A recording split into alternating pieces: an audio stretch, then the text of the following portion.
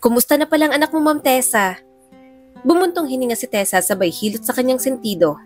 Hindi niya masagot ang sekretarya kung nasa maayos na bang kalagayan ang anak niya, lalo na at pabalik-balik na lamang ang sumpong nito. Nasa Dubai sila ngayon ng sekretarya niya dahil may dinaluhan silang business meetings. Hindi rin mapakali si Tessa sa mga nagdaang araw dahil sa ibinalita ng kapatid niyang si Jessa tungkol sa anak niya. Gustong-gusto niya nang makauwi ng Pilipinas dahil nga sa naging kalagayan ng anak.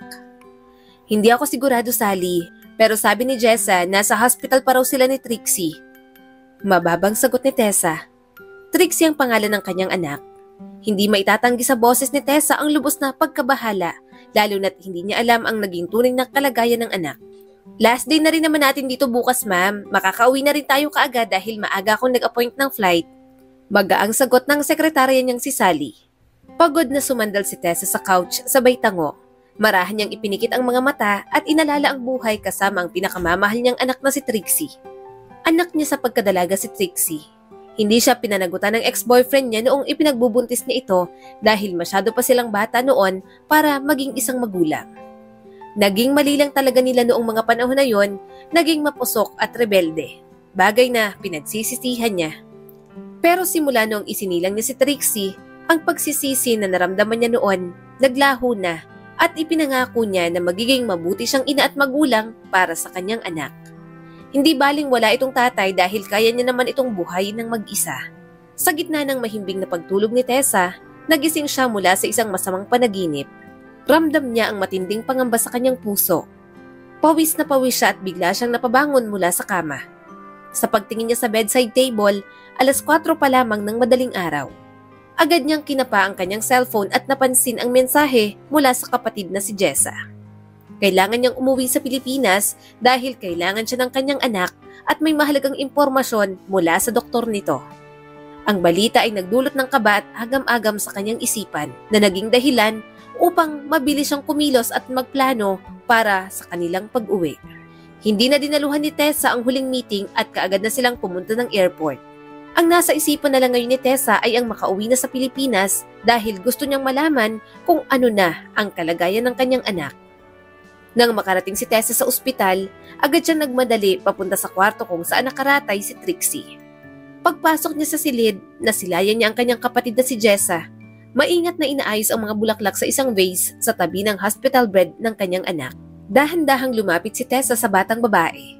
Tahimik na natutulog sa kanyang kama. Malumanay niyang hinaplos ang noo ni Trixie at hinalikan iyon. "Mama is here, baby," bulong ni Tessa sa kanyang anak na nagdulot ng isang magaan at mapayapang atmosfera sa silid. "Oh, ate, nandito ka na pala." Gulat na lingon ng kapatid sa kanya. Tapos na ito sa pag-aayos ng mga bulaklak sa vase. Tumango lamang si Tessa. Hindi nilulubayan ng kanyang mga mata ang anak. Ang kulay sa balat ni Trixie ay wala ng kabuhay-buhay, bagay na mas nakakapagpasakit sa puso ni Tessa. Isang tingin niya pa lang sa anak, hindi maipagkakaila na wala ito sa mabuting kalagayan. "May sinabi na ba ang doktor?" Nilingon ni Tessa ang kapatid. Wala pa. Ikaw ang gusto niyang makausap. Baka mamaya iikot yun at papasok dito. Sasabihin ko na lang sa nurse station na nandito ka na." Agad na sagot naman ni Jessa sa boses na puno ng pag-alala. Sa kabilang banda ng kwarto, biglang bumukas ang pinto at pumasok ang doktor na nagdadala ng mga resulta ng mga pagsusuri ni Trixie. Ang mukha ng doktor ay nagpapahayag ng kaba at seryosong ekspresyon na agad nagdulot ng pag-aalala sa puso ni Tessa at ni Jessa. Kabadong tumayo si Tessa para harapin ang doktor. "Ikaw ba ang magulang ng pasyente?" Tanong ng doktor. "Opo, Dok. Ano po bang naging kalagayan ng anak ko? Bakit pabalik-balik ang kanyang lagnat?" Tahimik na iniabot ng doktor ang mga papel kay Tessa. Mga findings iyon tungkol sa naging kalagayan ni Trixie. Tahimik niyang binasa ito at pilit na pinoproseso ang mga nakasulat doon. Sa pagbukas ni Tessa ng mga papel na ibinigay ng doktor, hindi niya maiwasang mapaluha nang malaman niya ang naging diagnosis ng anak. Leukemia. Naglaro ang kanyang mga mata sa mga salitang nakasulat habang ang bawat letra ay tila sumasalamin sa kanyang takot at pag-aalala para sa kalusugan ng kanyang anak. Ang mga kamay ni Tessa nanginginig sa pagkakahawak sa mga pahina habang ang bawat detalye tumatago sa kanyang puso at isipan. "May stage 2 leukemia ang anak ko? Kunot noong tanong ni Tessa sa napapaos na boses. Hindi na rin niya napigilan ang pagbagsak ng mga luha. Kaagad naman siyang nilapitan ng kapatid na si Jessa. Binigyan ng magaang haplos sa magkabilang braso nito para kumalma siya kahit papaano. Yes, ma'am. Ang naging sitwasyon ng anak ninyo ay iba sa naging kaso ng ibang may ganitong kondisyon. Dahil ang epekto sa kanya ng leukemia ay parang wala lang. Lagnat lang ang pinapakita nitong sintomas sa kanya. At sa ngayon, mabilis nang kumilos ang sakit niya. Hindi imposibleng sa mga susunod na araw tataas ang sakit niya into stage 3 or 4. Seryosong litanya ng doktor. Nang hindi makasagot si Tessa, hindi niya namalayan na nagpaalam na palang doktor sa kanya. Wala sa sariling napaupo na lang siya, tahimik na umiyak habang nanginginig ang mga kamay. Ate, malalampasan niyo din ito. Magiging maayos din si Trixie. Malakas ang pamangkin ko, alam mo yon. Pampalubag loob ni Jessa. Hindi umiimik si Tessa at nagpatuloy lang ito sa pag-iyak. May naging kasalanan ba ako, Jessa? May kasalanan ba kung hindi ko kailanman mapapatawad para parusahan ako ng ganito? Hindi na rin napigilan ni Jessa ang hindi maluha nang makita ang naging kalagayan ng kapatid. Alam niyang mahal na mahal nito ang anak, ni hindi na ito nagbabaka sakali na pumasok ulit sa isang relasyon dahil gusto ni Tessa na mag-focus na lang siya sa anak. Lahat, ibibigay at gagawin ni Tessa. Kaya naiintindihan ng kapatid ang labis na pagdamdam nito sa naging kalagayan ni Trixie. Hindi ate, wala, isa kang mapagmahal at mabuting ina. Kaya nga napalaki mo ng maayos si Trixie. Mabait, matulungin, at higit sa lahat, maunawain siyang bata. Napalunok si Tessa sabay pali sa kanyang luha nang gumalaw ang bata. Akala niya magigising na ito pero bumalik lang ulit sa pagkakatulog. Bakit nangyari to sa kanya, Jessa? Bulong ni Tessa sabay daloy na naman ng panibagong luha. Mommy? Tawag sa kanya ng anak. Kabado si Tessa na napatingin sa anak. Nakadilat na ito at puno ng pag-alala na nakatitig sa kanya. Hilaw na napangiti si Tessa sabay halik sa noon nito. Hello baby, kumusta ang lagay mo? May masakit ba sa'yo? Malambing na tanong niya rito. Parang pagod naman itong umiling at pinakatitigan siya ng anak.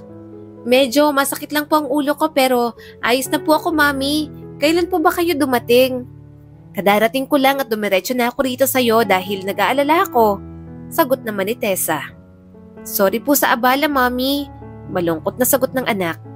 Napaawang ang bibig ni Tessa dahil sa sinabi nito.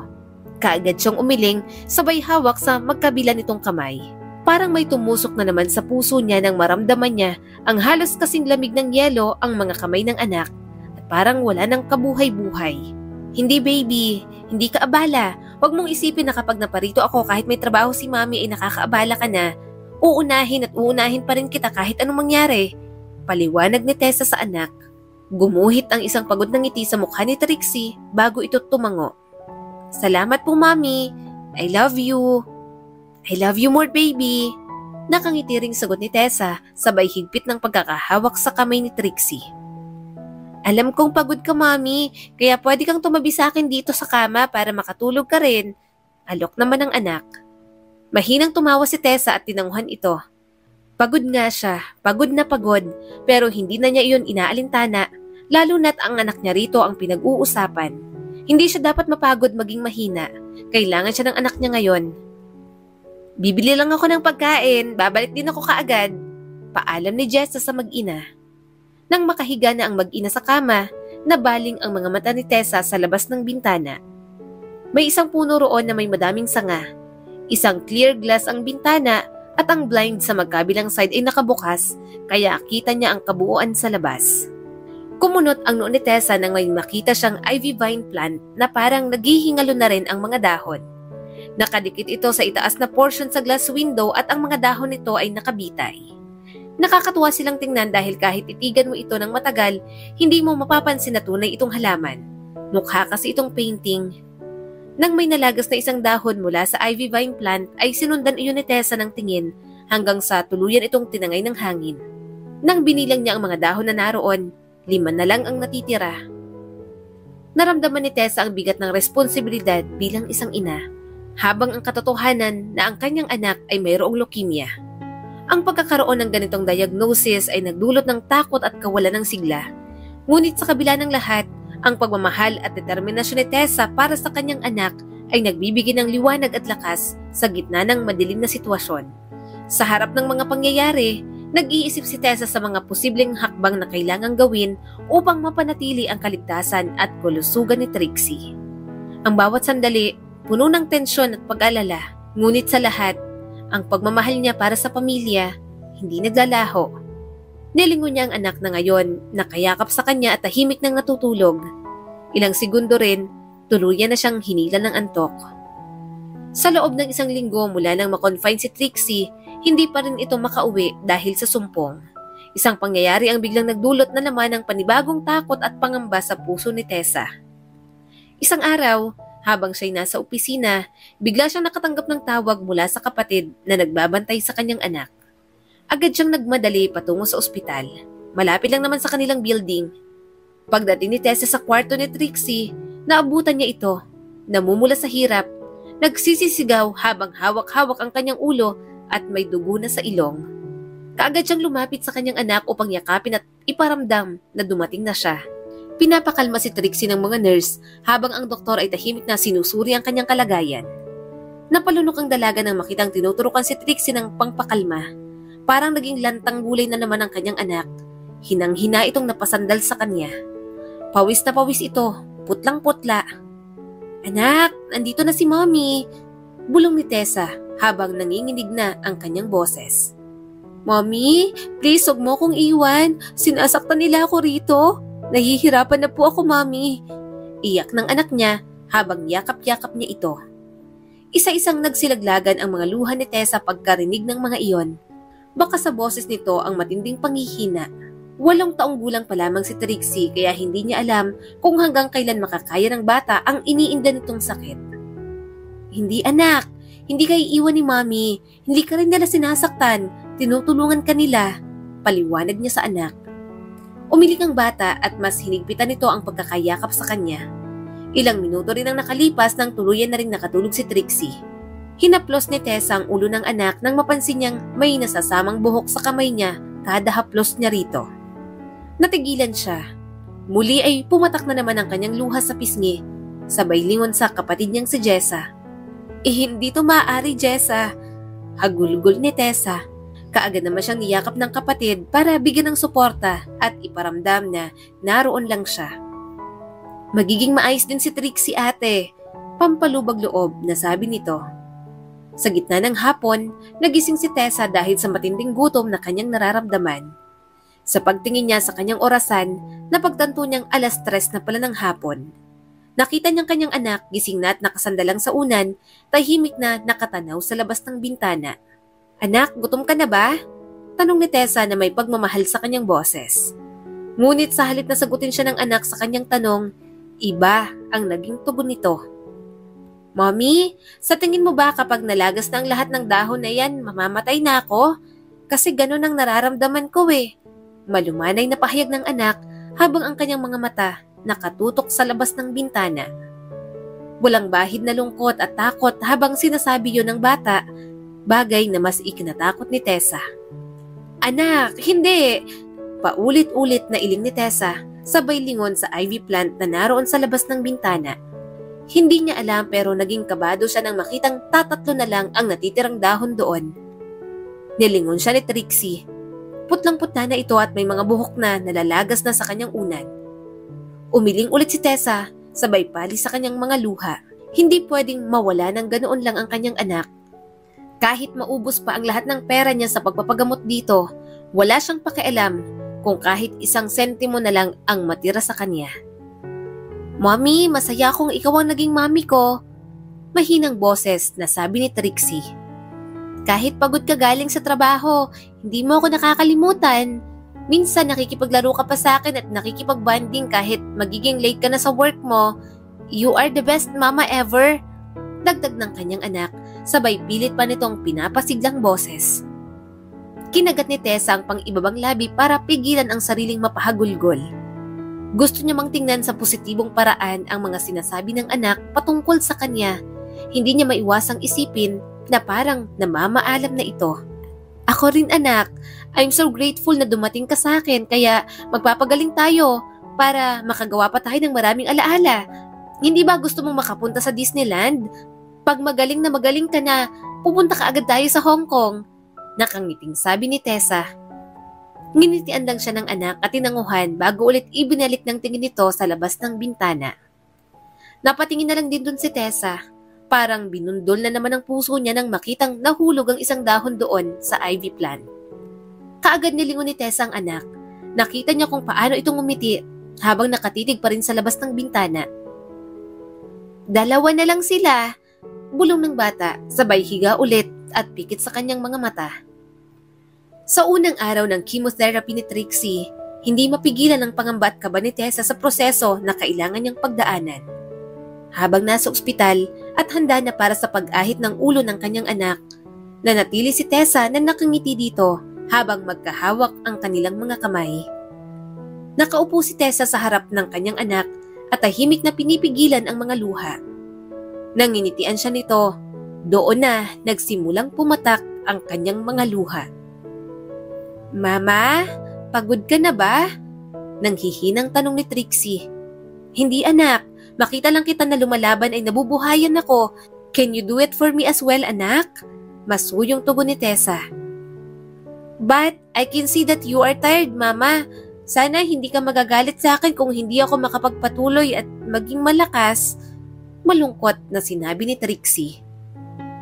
Parang may bumukol sa lalamunan ni Tessa na kailangan niyang lunukin agad. Natigilan din ang nurse na nag-aahit sa buhok ni Trixie. Kitang-kita sa mga mata nitong nakikisimpatya ito sa kanilang dalawa. Hindi magagalit si mama anak. Paulit-ulit na iling ni Tessa sabay hawak ng mahigpit sa mga kamay nito. Sandali siyang yumuko para matingnan ang mga kamay nila. Parang nakahawak na lang si Tessa ng papel dahil sa naging kulay ng kamay ng anak. Muling may namuong luha sa kanyang mga mata. Masasaktan lang si mama pero lalabanan pa rin natin ang sakit na yan ha. Labanan nating dalawa to hanggang mawala na siya. Hindi kita iiwan. Huwag mo ring iiwan si mama. Ayos ba yun? Nanginginig na sabi ni Tessa. Saglit siyang tinitigan ng anak sabay patak din ang mga luha nito. Hindi niya na napigilan ang sarili.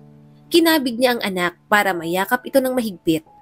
Ang hindi alam ni Tessa, nasa utak ng anak niya na kapag nahulog na yung lahat ng dahon, mawawala na rin siya, lalo na't nararamdaman niyang nanghihina na rin siya, hindi lang niya masabi sa kanyang nanay. Nang matapos silang magyakapan, ngumiti ulit si Tessa at sabay palis sa kanyang mga luha. Mahal na mahal kita anak, sabi ni Tessa, sabay haplos sa pisngi nito. Mahal din po kita mama, nakangiting tugon ni Trixie. Ang mga mata ni Tessa ay punong-puno ng determinasyon at pagmamahal habang tinititigan ng kanyang anak. Kahit ng puso niya naglalaman ng lungkot at pangamba, ipinapakita niya ang lakas at suporta para kay Trixie sa pamamagitan ng kanyang ngiti at pagiging matatag. Sa bawat sandali ng proseso, si Tessa ang nagbibigay ng liwanag at pag-asa sa kanyang anak sa gitna ng mga pagsubok na kanilang hinaharap ng mga oras na yon. Sa kabila ng mga hamon, nanatili siyang nakangiti, handang suportahan at alalayan si Trixie sa bawat hakbang ng kanilang paglalakbay laban sa sakit nito. Nang dalhin na ng nurse si Trixie sa infusion area, wala sa sariling napaupo si Tessa sa gilid ng hospital bed. Nakatanaw siya sa labas ng bintana. Pinakatitigan ang puno ng ivy vine plant na ngayon ay sinasayaw-sayaw ng hangin. Napatayo siya nang biglang bumukas ang pintuan. Gulat na gulat siya nang makita ang isang taong hindi niya inaakalang makikita ulit. Halos walang ipinagkaiba ito noong sila pa. Mas umayos lang ang tindig nito at nagkaroon ng muscle. Anong ginagawa mo rito? Malamig na tanong niya sa lalaki. Nabalitaan ko ang naging kalagayan ng anak ko.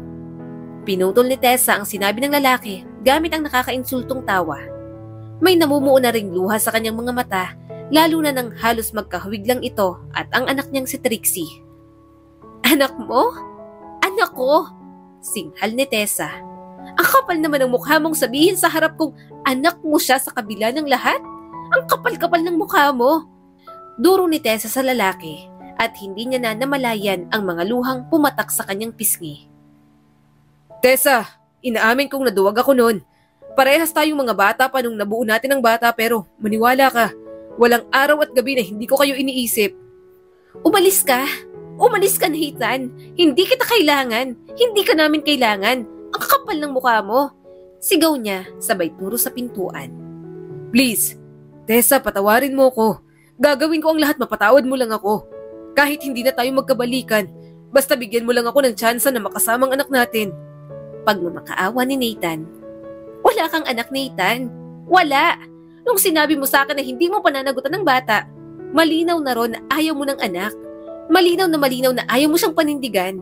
Kaya huwag kang umastang ipinagkait ko sa iyong bata. Dahil una pa lang, ikaw itong may ayaw. At hindi naman ako nagmakaawa sa iyo noon na panagutan mo ko. Umalis ka! Umalis ka! Hysterical na sigaw ni Tessa sabay tulak niya sa lalaki palabas ng silid. Nang tuluyan ang napalabas ni Tessa ang dating kasintahan, napasandal siya sa saradong pintuan sabay hagulgol. Bumabalik na naman ang pait ng kanyang nakaraan noong araw na nagdadalang tao pa lang siya. Kung papaano siya pinalayas ng kanyang mga magulang at pinagkaitan ng kayamanan. Mabuti na lang at nandyan ang kapatid niyang si Jessa na handang sumagip sa kanya kahit anong mangyari. Laking tulong din talaga noong masilayan ng kanyang mga magulang si Trixie. Halos hindi na nga bitiwan ng mga magulang niyang anak niya at pinag-aagawan pa talaga ito ng mga lolo at lola. Pinatawad siya ng mga ito at ipinagpatuloy ang 1 taon niyang delay sa kolehiyo. Nang nakapagtapos siya ng pag-aaral, ibinigay sa kanyang isang kumpanya na dating pinamumunuan ng kanyang ama. Nang magretiro na ang mga ito, sa Amerika na pagpa siyang mamuhay ng tahimik. Yun daw kasi ang plano ng kanyang mga magulang, pinaka-retirement plan nila. Ang isang kumpanya naman na pinamumunuan noon ng kanyang ina, si Jessa rin ang pinasahan. Naglakad pabalik si Tessa sa hospital bed ng anak at tulalang napatitig sa labas ng bintana. Napako ang tingin niya sa ulap na may nagbabadyang ulan. Umihip ng napakalakas ang hangin at sinayaw noon ang ivy vine plant. Nang mahulog ang isang dahon doon, halos takbuhin niya ang dahon para saluhin pero tuluyan na itong bumagsak. Hindi niya rin alam bakit big deal na sa kanya ang paglagas ng mga dahon doon. Napalunok siya nang makitang iisang dahon na lang ang natitira doon, nakabitay. Nang makuha niya ang ibig sabihin ng anak, doon siya naalarma. Bakit parang dinedepende ng anak ko ang buhay niya sa mga dahon na to? Sigaw ng utak ni Tessa. Hindi nagtagal, unti-unting nagsipatakan ng ulan. Kita mula sa kinatatayuan ni Tessa sa labas kung paano nagsitakbuhan ng mga tao para makaiwas sa ulan. May isang maliit na silungan doon at nakita niyang may matandang lalaki na parang may ibinibenta. Hindi siya sigurado kung ano ang mga yon pero parang mga litrato at naka-frame. Pansin niya ring walang pumapansin sa mga yon at dinadaan-daanan lamang siya. Bumukas ulit ang pintuan. Nang nilingon niya kung sino ang dumating, si Jessa pala. Akala niya si Nathan na naman. May bitbit itong mga paper bags na sa tingin niya ay pagkain. Mabuti na lang at may makakapitan pa siyang tao na alam niyang maaasahan niya sa lahat. Nasa infusion area na ba si Trixie ate?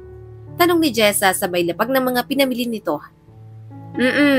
Tahimik na tango ni Tessa sabay lapit sa kapatid. May dala itong burger kaya yun na lang ang dinampot niya sabay kagat. Kumunot ang kanyang noo nang may nilapag ding hindi kalakihang frame painting si Jessa. Isa itong bata na gumagawa ng sandcastle. Mukhang totoo talaga. Saan to galing? Turo ni Tessa sa frame. Binili ko kasi, nagagandahan ako. Bala kong ibigay kay Trixie. Diyan ko lang yan binili sa labas. May matandang lalaki na nagbebenta ng painting at grabe, ang galing niya, sobrang realistic. Puno ng paghangang sagot ng kapatid. Pinakatitigan ulit ni Tessa ang painting. Tama nga siya, hindi halatang painting lang dahil para talagang totoo. Naputo lang atensyon niya sa tinititigang painting nang bumukas ang pintuan. Sakay sa wheelchair si Trixie habang tulak ng isang nurse at may kasunod pang isang nurse.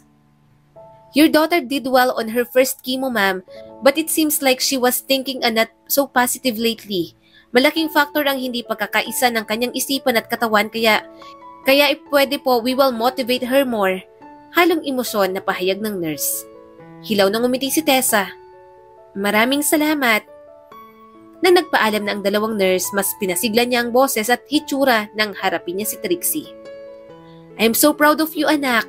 Huwag ka nang mag-isip ng kung ano-anong negatibong bagay, okay? Magiging maayos ka at babalik ka sa dati. Pupunta pa tayo ng Disneyland, hindi ba? Opo, Mama. Nakangiting tugon naman ito. Very good, sagot ni Tessa, sabay halik sa noon nito. Nagdala si Tita Jess ng food, baka gusto mong kumain? Alok niya sa anak. Mamaya na po, Mami. Gusto ko pong matulog muna. Wika ni Trixie, halata ring pagod na ito at pinilit lang din ang sarili na pasiglahin. Okay, baby. Tango ni Tessa. Saglit silang nagkatitigan ng kapatid bago niya kinarga ang anak para pahigain sa hospital bed. Nang makasampa na ito sa kama, tama ngang hinala ni Tessa. Titingnan nito ulit ang dahon sa labas ng bintana. Isa na lang yung natitirang dahon, Mama. Turo ni Trixie sa dahon. Hindi na yun dinagdagan ng anak pero alam ni Tessa ang naging pahiwatig nito. Parang nawalan nga ito ng pag-asa. Parang ayaw na nga nitong mabuhay. Parang pagod na nga yata ang kanyang anak. Iniwas niya ang tingin nang magsipatakan na naman ang mga luha niya. Malungkot siyang tiningnan ng kapatid. Jessa, pwede bang mag-request ka muna sa nurse para bantayan muna si Trixie? Balin niya rito. Kunot noon namang napatitig si Jessa sa kapatid. Bakit? Pupuntahan natin ang matanda na gumagawa nitong painting. Desperadong turo ni Tessa sa painting na naka-frame sa ibabaw ng mesa. Ha? Para saan ate? Puno ng pagtatakang tanong nito. Basta. Tanging sagot ni Tessa. Nang dumating na ang nurse para bantayan si Trixie, kaagad silang lumabas. Mabilis lang din naman nilang nahanap ang matanda at tumila na rin ng tuluyan ng ulan. Anong gagawin mo ate? Tanong ulit ng kapatid pero hindi ito pinansin ni Tessa. Magandang hapon po. Magkano po lahat itong paintings ninyo? Magalang na tanong ni Tessa sa butihing matanda. Saglit siyang tinitigan ng matanda at sa kapatid niyang si Jessa. Nasa 20 lahat itong mga paintings na to, Iha, pero hindi ako sigurado kung magugustuhan mo kung sakaling bibilhin mo ito lahat. Sagot ng matanda. Umuubo pa ito at parang may iniindang sakit. Maganda po silang lahat kaya bibilhin ko, pero kung papayag ka pong pintahan pa po ang isa pa? Sabi naman ni Tessa. Desperada niyang tinitigan ng matanda. Hindi niya alam kung gagana bang plano niya, pero sigurado siyang bukas na bukas, ang isang dahon doon sa bintana ay mahuhulog na. O hindi kaya, mamayang gabi. Kung kaya ko, Iha, ang ipapapinta mo, hindi ako ganun kagaling. Kaagad umiling si Tessa sabay pasada sa mga paintings na nasa harap niya. Hindi po, magaganda sila at magaling ka kaya alam kong magagawa mo to. Bumuntong hining ang matanda. Ano bang ipapagawa mong obra, Iha? Isang ivy vine plant po na may isang nakabitay na dahon sa bintana, agad na sagot ni Tessa. Bahagyang kumunot ang noon ng matanda sabay ubo na naman. Ibig mo bang sabihin ay sa bintana ko gagawin ng painting? Napalunok si Tessa sabay tango. Sana mapapayag niyang matanda. Saan at bakit? Tanong ulit nito. Ang anak ko po kasi ay may malubhang sakit. 8 taong gulang pa lang po siya. Napansin kong nawala na siya ng pag-asang mabuhay at tanging ang mga dahon sa bintana ng ospital kung nasaan siya, yon ang pinagkukuhanan niya ng lakas. Sa tingin niya kapag nahulog na ang lahat ng dahon doon, mawawala na rin siya sa mundo. Sa akin, gumagaralgal na sabi ni Tessa. Nang marinig ng matandang pintor ang saloobin ng babae tungkol sa kalagayan ng anak nito, biglang tumahimik ang paligid. Ang kanyang mga mata naglalaman ng damdamin ng pagkaawa at pangunawa sa nararamdaman ni Tessa. Mahirap ang pinagdadaanan mo, Iha. Bulong ng matandang pintor kasabay ng pag-ubo nito. Ang boses ay puno ng pagmamahal at pangunawa. Ang pagkawala ng pag-asa ay isang malalim na sakit na hindi madaling labanan. Ngunit tandaan mo, ang pag-asa ay laging nasa ating puso at kaisipan. Hindi ito mawawala kahit gaano man karaming dahon ang mahulog. Pero ang mga ganyang salita ay hindi pa yan masyadong naiintindihan ng mga bata dahil may sarili rin silang paraan paano maging matatag at malakas. Kung sa tingin niya ay ang pananatili ng isang dahon sa bintana niya ang magbibigay sa kanya ng pag-asa at hindi isang salita, gagawin ko. Nakangiting tugon sa kanya ng matandang pintor. Umawang ang bibig ni Tessa sabay patak ng kanyang mga luha. Hindi niya napigilang hindi yakapin ang matanda, lalo na't ramdam na ramdam niya ang sinseridad ng matandang pintor. Itinuro ni Tessa kung aling bintana ang pagpipintahan niya mamayang gabi. Wala na ang nagbabadyang hangin pero ang simoy ay napakalamig. Pagkarating ni Tessa at Jessa sa kwarto ni Trixie, naabutan nila itong mahimbing ng natutulog. Nilapitan ni Tessa ang anak para halikan ang noon nito. Huwag mong iwan si mama, anak. Ikamamatay ko yon. Lilibutin pa nating dalawang mundo kaya magpagaling ka. Bulong ni Tessa.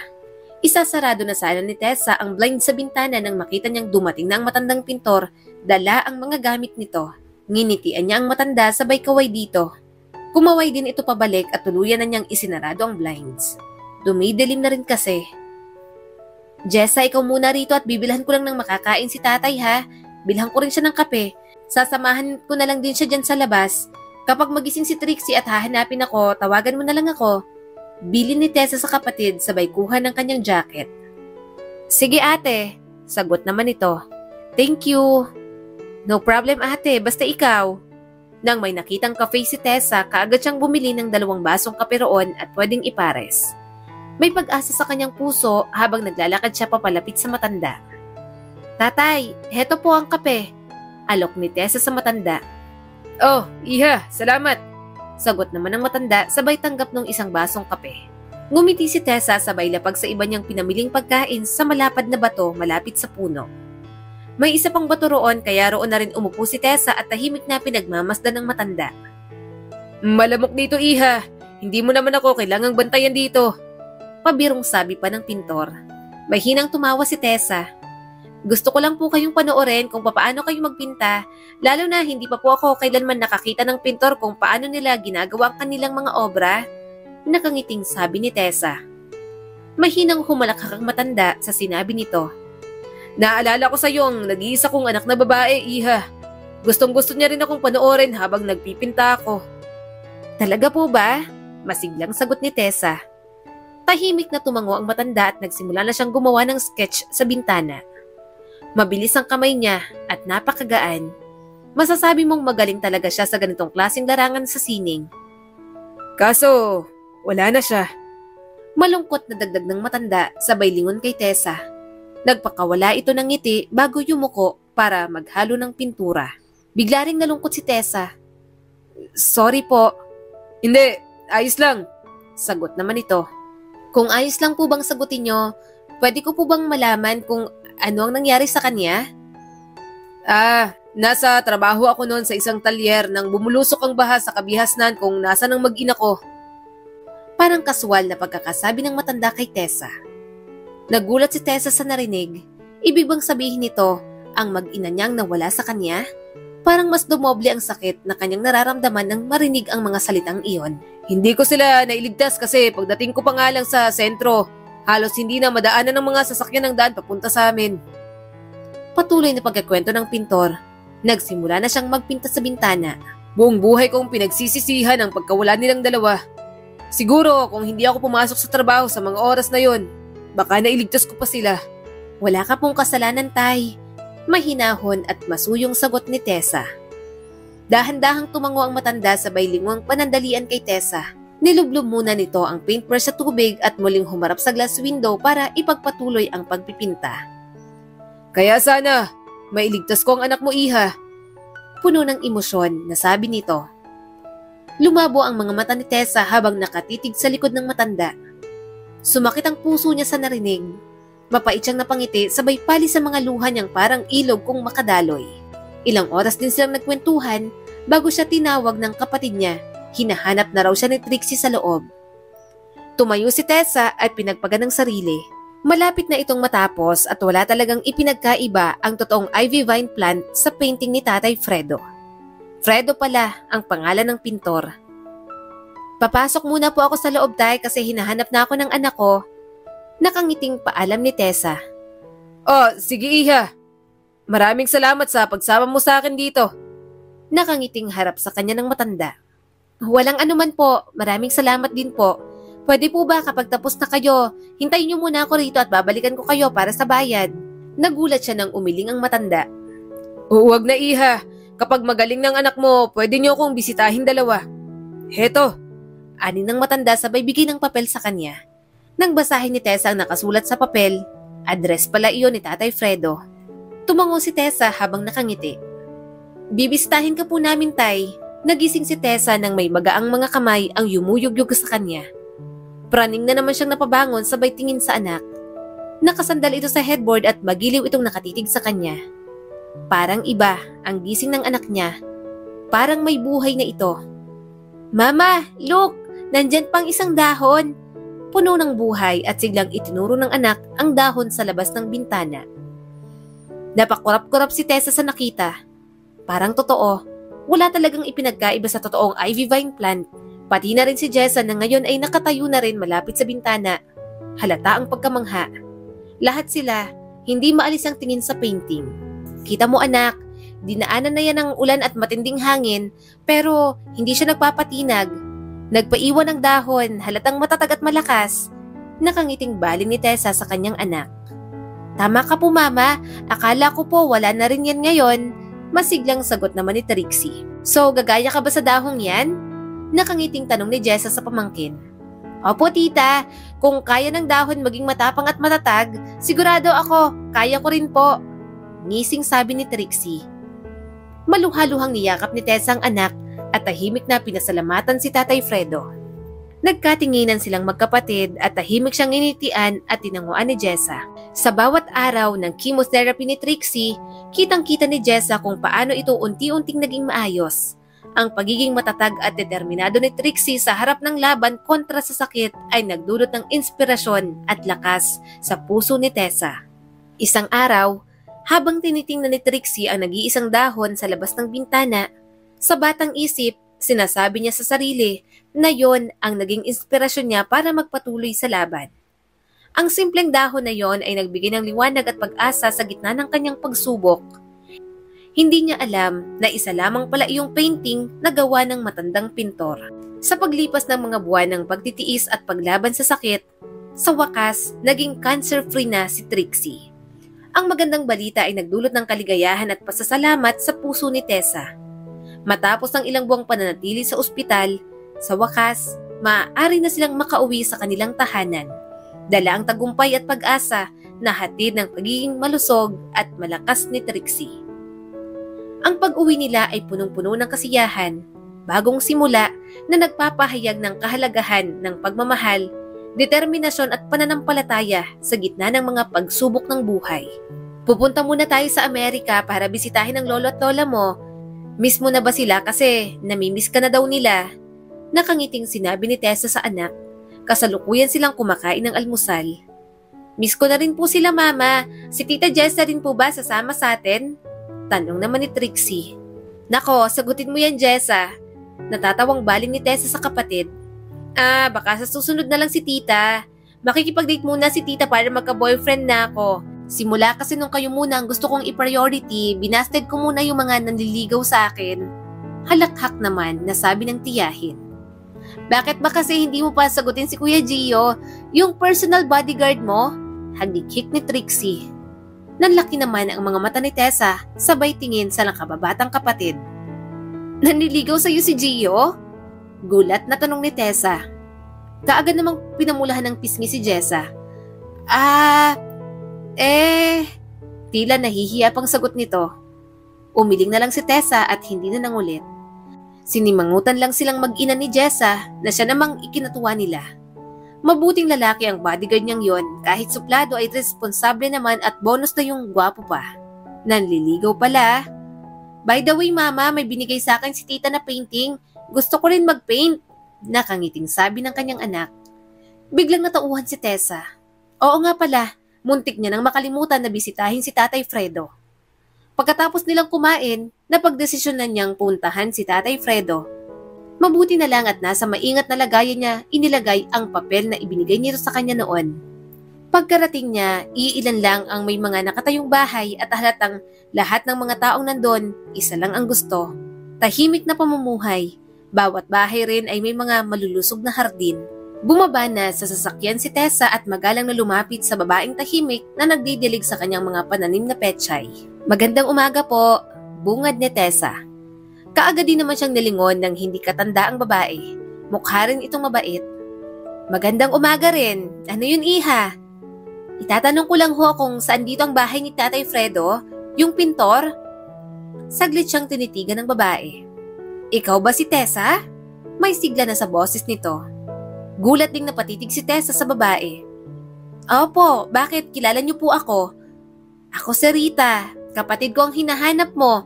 Nakakatanda ko siyang kapatid at yung katabi niyong bahay namin. Yan ang bahay niya. Napangiti si Tessa sa narinig. Ikinagagala ko po kayong makilala. Pwede po ba natin siyang puntahan? Unti-unting nawala ang ngiti sa labi ni Tessa nang biglang lumungkot ang mukha nito. Oo, wala na si kuya. Inatake siya ng hika at hindi na nakayanan ng katawan. Naluluhang sambit ni Rita. Po? Kailan lang po? Naiiyak niyang sagot. Mag-iilang buwan na rin simula nung galing siya sa ospital para ipagpintang isang bata raw. Bili niya rin na kapag makapunta ka rito, ibigay ko sa iyo lahat yung obra niya. Hindi niya sinabi na may sakit siya. Bulong ni Tessa. Kung sana, sinabi niya, baka napatingnan pa ni Tessa ito sa ospital. Kung iniisip mo rin kung bakit hindi siya nagpapa-ospital, gusto niya ring mawala sa mundo at makasama raw ang mga mahal niya sa buhay na iniwan na siya. Ayaw niya rin namang kitilin ang sariling buhay dahil tatanda rin naman daw siya. Nanginig ang boses ni Aling Rita at naglakad na silang dalawa papunta sa bahay ni Tatay Fredo. Hindi na ako nakapagpasalamat sa kanya ng lubos, Aling Rita. Ni hindi pa niya nakitang anak ko na siya ang nagligtas. Umiiyak niya na ring sabi dito. Alam kong nakikita niya pa rin kayong dalawa. Alam mo bang umuwi siyang masaya? Sa loob ng ilang taon simula nung nawala ang kanyang mag-ina, doon ko pa ulit siya nakitang masaya. Habang ikinikwento kanya sa akin, masasabi kong masaya siya. Sa pagpanaw ni Tatay Fredo, ibinigay ng kapatid nito kay Tessa ang mga paintings bilang huling bilin nito bago sumakabilang buhay. Ang mga likha ni Tatay Fredo ay hindi lamang mga pintura kung hindi mga alaala ng pagmamahal at talento ng isang magiting na pintor. Nais ni Tessa na bigyan ng karangalan ang mga obra ni Tatay Fredo sa pamamagitan ng pagtatag ng isang art gallery. Dito niya ilalagay ang mga likha ni Tatay Fredo upang mas mapagmasdan at maipakita sa iba kung gaano ito kahusay at kahalaga. Sa pagtingin ni Tessa sa huling painting na ginawa ni Tatay Fredo bago ito mawala, hindi niya napigilang mapaluha.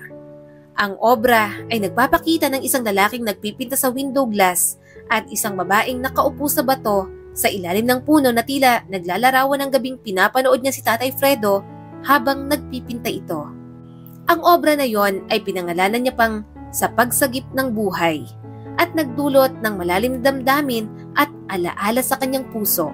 Sa paghaplos niya sa painting, hindi mapigilang umagos ang kanyang mga luha. Habang buhay kong tatanawin ang utang na loob ko sa iyo, Tatay Fredo. Maraming salamat, bulong ni Tessa. Ang boses niya ay puno ng pasasalamat at pagpapahalaga sa alaala at inspirasyon na iniwan sa kanya ni Tatay Fredo. Sa huli, sa pagtanggap ng matandang pintor sa hamon ni Tessa na magpinta para sa batang si Trixie, nabuo ang isang obra na hindi lamang nagbigay ng pag-asa at inspirasyon, kundi nagdulot din ng pagbabago at pag-asa sa buhay ng maliit na bata. Ang bawat patak ng pintura ay naglalaman ng pagmamahal, pag-asa at lakas na nag-uugnay sa kanilang mga puso at nagdulot ng liwanag sa gitna ng dilim at pagsubok. Sa paglipas ng mga taon, tuluyan na ngang gumaling si Trixie. Nag-excel pa ito sa school at tulad ng gusto nitong mangyari, pinursu niya nga ang pagpipinta. Suportado naman ni Tessa ang kanyang anak. Balang araw, kapag handa na ito, sasabihin niya rin ang tungkol sa iisang dahon na hindi nahulog mula sa puno nito. Ang mismong dahon na nagbigay ng pag-asa sa kanyang anak. Muli, eto po si Skylar Guro at sana may bago na naman kayong natutunan sa kwento natin ngayon. Maraming salamat po.